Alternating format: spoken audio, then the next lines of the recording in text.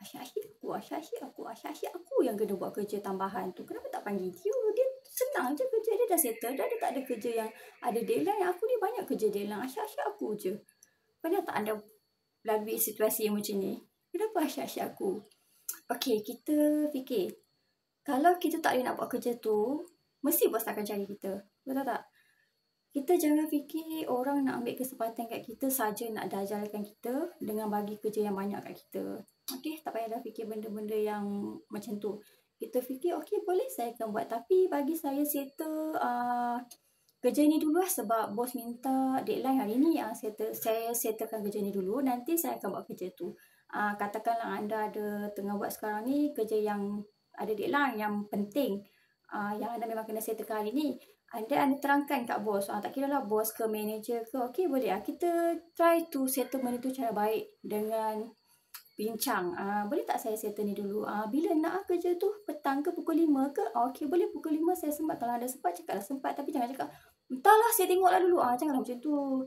Kalau kita dah bagi bad punya impression macam tu, mesti orang tu pun akan tentang kita juga. Betul tak? Siapa suka kalau kita jawab macam tu?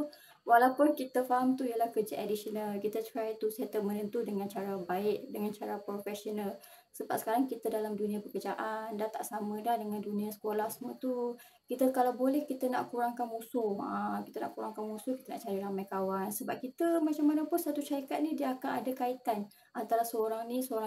Tak kira lah anda bahagian mana. So, kita try to jaga kita punya relationship tu. Tak naklah asyik masa muka masuk je nampak orang tu malah dia pergi tempat lain. Anda nak ke environment macam tu, kalau nak pergi toilet, tiba-tiba orang tu nak masuk, alah, tak nak tunggu lah, tahan macam tu ke? Tak payahlah ada perasaan yang macam tu. Okay, kita try to settle benda yang baik. Kalau anda memang tak boleh nak buat hari ni, terangkan, explain, jangan diam, explain. Okay, saya sekarang tengah buat paperwork yang ni, saya takut saya tak sempat, mungkin besok baru saya boleh buat, boleh ke?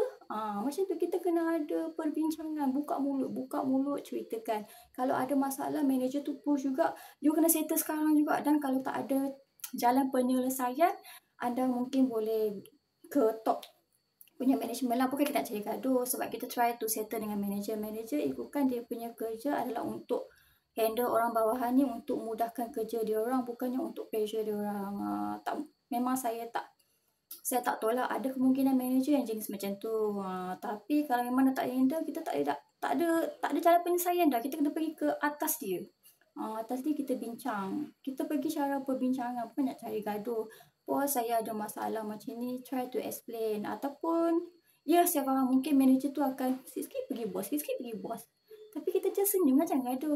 Nak macam mana, Encik Rahma, saya dah try explain kat Encik Rahma, tapi Encik Rahma still nak push saya. Saya tak boleh nak buat apa, saya terpaksa pergi. Saya minta maaf Jalan je. Tak payah nak gaduh. Yelah, hari tu ni. Tak payahlah nak gaduh-gaduh kita macam budak sekolah. Cikgu tengok budak ni. Cikgu tengok Aminah. Cikgu tengok Ali kacau saya. Takkan kita nak environment yang macam tu. Kita dah besar dah. So, kita handle benda ni secara gentleman lah kan.